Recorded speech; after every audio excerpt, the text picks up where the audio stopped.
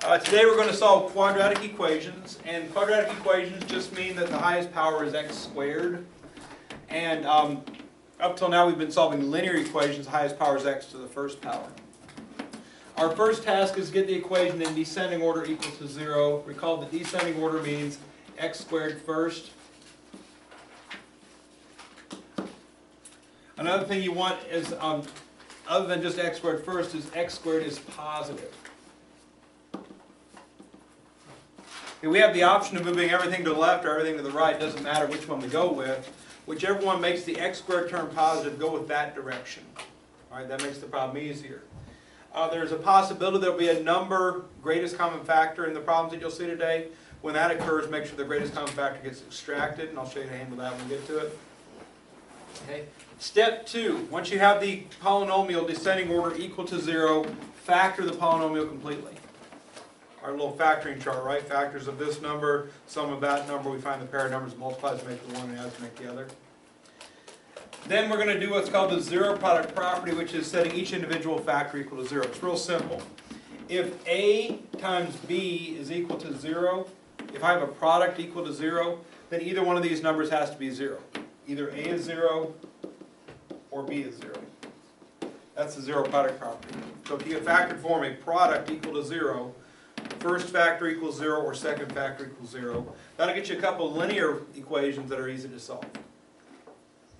Solve just by moving it over, change the sign. It'll all make sense when you do it. So let's take a look at the zero product property. This is what it says. If A times B, if a product of any two things equals 0, then either the first or second factor has to be 0. In the sense of A times B equals 0, it seems kind of meaningless. But when you get a product of x minus 2 times x plus 3, a product of binomials equal to 0. This is the first factor. This is the second factor.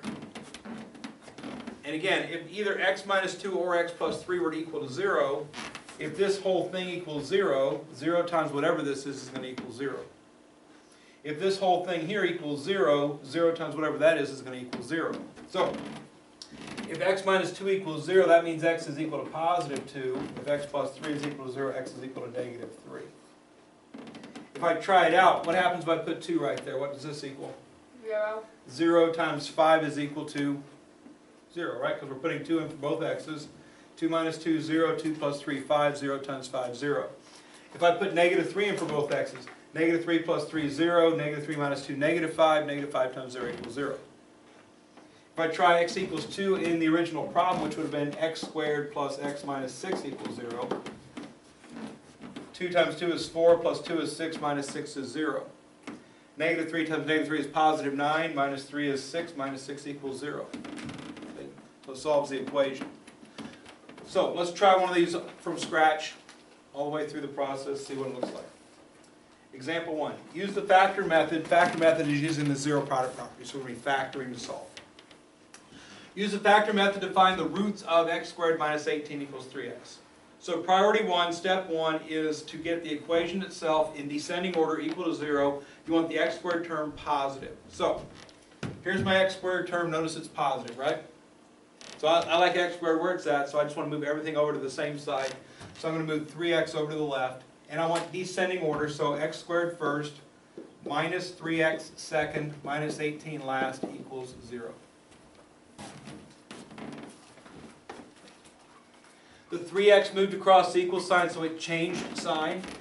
X squared stayed where it was, it stayed positive. 18 stayed on the left, it stayed negative. Again, 3x moved, it became negative. Equals 0 is on the right-hand side. You do want to keep it an equation all the way through the process. So make sure that equals 0 shows up on your paper. Step 2, we want to factor. What we're factoring is the quadratic trinomial. We're always going to have equals 0. Don't worry about that. Just worry about the quadratic trinomial there. And my factoring technique that we've done to this point has simply been a matter of making a little chart here. And we want factors of a specific number, which is? Negative 18. What kind of 18? Negative. Negative 18. We want the sum of those numbers to be what? Negative 3. Negative 3. So the constant, the number without x attached to it, is what goes here. And the number in front of x is what goes here. And hopefully you're getting to the point where you're getting these pretty quickly. Hopefully we can all see 3 and negative 6 do the trick. Okay. Don't feel obligated to fill out this entire chart with every way to make negative 18, if you can find the right pair right off the bat.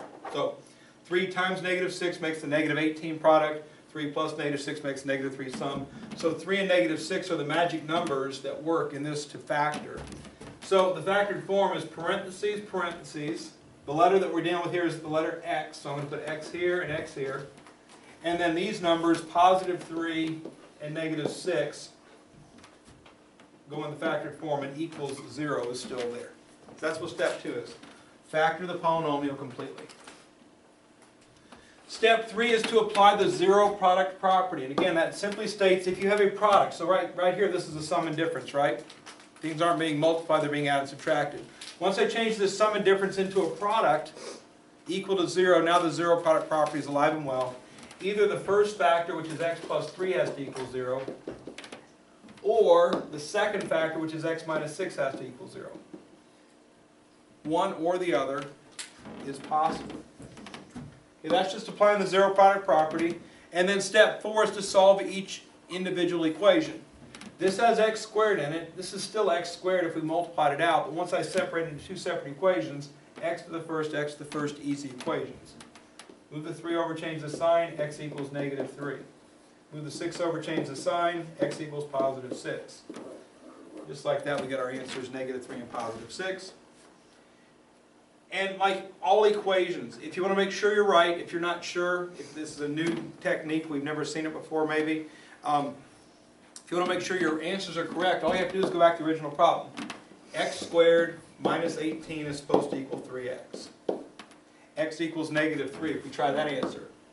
Negative 3 here, negative 3 here. What's negative 3 squared? 18. Or 9. 9. Positive 9, right? Because negative times negative makes a positive. Anytime you have a letter squared, the sign and number are all being squared, so make sure that minus sign is inside. Minus 18, and 3 times negative 3 is negative 9. Yeah. We can all see 9 minus 18 is negative 9 is a true statement, right? So that's good. If I try the other one, x squared minus 18 is supposed to equal 3x. And this time I substitute the positive 6. 6 squared is? 36. 36 minus 18 on this side, and 3 times 6 is? 18. 18, and 36 minus 18 equals 18 is a true statement also. That's what we're finding the truth. Okay, the truth is these two numbers. So that's all solving a quadratic equation is. 4-step process. Almost every time all 4 steps get used. But sometimes the descending order equals 0 is already there, but the rest, the factoring and the zero product property and solving, those almost always happen.